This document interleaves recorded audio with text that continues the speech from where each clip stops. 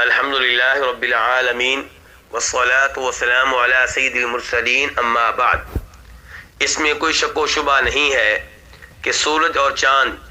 اللہ کی مخلوقات میں سے دو عظیم ترین مخلوق ہیں، اور یہ اللہ کی نشانیوں میں سے دو بڑی بڑی نشانیاں ہیں۔ اللہ رب العزت کبھی کبھار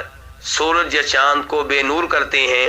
جس کو ہم کہتے ہیں گرہن لگنا۔ تو اس مقصد یہ ہوتا ہے کہ اللہ کے بندے اپنے رب سے ڈر جائیں اور اپنے رب کی عظمت کو، اپنے رب کی قدرت کو جان لیں۔ کچھ لوگ یہ سمجھتے ہیں کہ ان کو گرہن اس لیے لگتا ہے کہ کوئی عظیم آدمی فوت ہو چکا ہوتا ہے یا کوئی عظیم بچہ پیدا ہوتا ہے۔ نبی علیہ السلام نے وعدے کیا کہ ان باتوں کا حقیقت سے کوئی تعلق نہیں ہے۔ آپ کی احادیث سے ہمیں یہ معلوم ہوتا ہے کہ جب بھی ان میں سے کسی کو گرہن لگے اس موقع پہ نماز کا اہتمام کرنا چاہیے، اللہ سے دعائیں کرنی چاہیے، صدقہ خیرات کرنا چاہیے، اپنے گناہوں کے اللہ سے معافی مانگنی چاہیے اور اللہ رب العزت سے قبر کے عذاب وغیرہ سے پناہ مانگنی چاہیے۔ اس موقع پہ جس نماز کا اہتمام کیا جاتا ہے اس نماز کا نبی علیہ السلام نے باقاعدہ حکم دیا ہے، اس لیے اس حکم کی اہمیت کو جاننا چاہیے اور اس موقع پہ نماز پڑھنے کی ہر ممکن کوشش کرنی چاہیے۔ نماز کا طریقہ ہے، امام صاحب نماز پڑھائیں گے اور اس سے پہلے باقاعدہ اعلان کیا جائے گا کہ لوگ اس نماز کے لیے جمع ہو جائیں، یعنی کہ لوگوں کو اس نماز کی ترغیب دی جائے گی۔ امام صاحب اللہ اکبر کہیں گے، تکبیر تحریمہ کہیں گے، اور اس کے بعد لوگ بھی یہی تکبیر کہیں گے اور پھر سب لوگ دعائے استفتاح پڑھیں گے۔ پھر امام صاحب اور دیگر لوگ نماز شروع کر دیں گے۔ اعوذ باللہ پڑھی جائے گی، بسم اللہ پڑھی جائے گی، یعنی کہ سورہ فاتحہ پڑھی جائے گی، اور پھر لمبی قرات کی جائے گی۔ اس بارے میں ایک حدیث آپ کے سامنے رکھنا چاہوں گا جسے امام بخاری جناب ام المؤمنین عائشہ سے روایت کرتے ہیں۔ وہ کہتی ہیں کہ نبی علیہ السلام کے زمانے میں سورج کو گرہن لگ گیا تو آپ مسجد کی طرف گئے، لوگوں نے آپ کے پیچھے صف بنائی، آپ نے اللہ اکبر کہا اور آپ نے طویل ترین قرات کی تلاوت کی، پھر آپ نے اللہ اکبر کہا اور طویل ترین رکوع کیا، پھر آپ نے سمیع اللہ لمن حمدہ کہا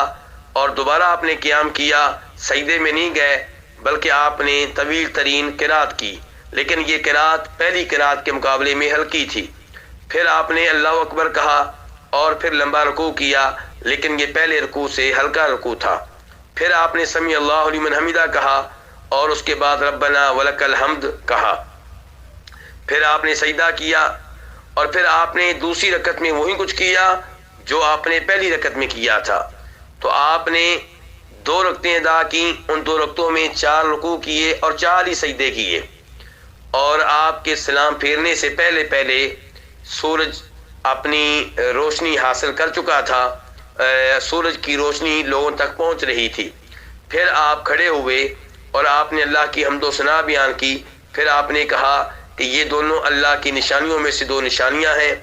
ان کو کسی کی موت یا کسی کی حیات کی وجہ سے گرہن نہیں لگتا، جب تم انہیں اس حالت میں دیکھو تو اللہ سے التجا کرتے ہوئے نماز کی طرف آ جاؤ۔ تو اس سے ہمیں 2 رکعتیں پڑھنے کا فائدہ ملا، ہمیں اس حدیث سے پتہ چلا کہ اس موقع پہ 2 رکعتیں ادا کرنی چاہیے، اور یہ بھی معلوم ہوا کہ یہ کام با جماعت ہونا چاہیے، ایک صاحب امامت کریں گے، دوسرے لوگ ان کی امامت میں نماز پڑھیں گے۔ اب سوال یہ پیدا ہوتا ہے کہ کیا امام صاحب اونچی آواز سے قرات کریں گے؟ جواب یہ ہے کہ بالکل امام صاحب اونچی آواز سے قرات کریں گے۔ سیدہ عائشہ فرماتی ہیں اس حدیث میں جسے امام بخاری اپنی صحیح میں لے کر آئے ہیں کہ جہر النبی صلی اللہ علیہ وسلم فی صلاۃ الخسوف بقراءتہ، کہ آپ نے اس نماز میں قرات اونچی آواز سے کی تھی، تلاوت اونچی آواز سے کی تھی۔ اور یہاں سوال ہی پیدا ہوتا ہے کہ جب امام صاحب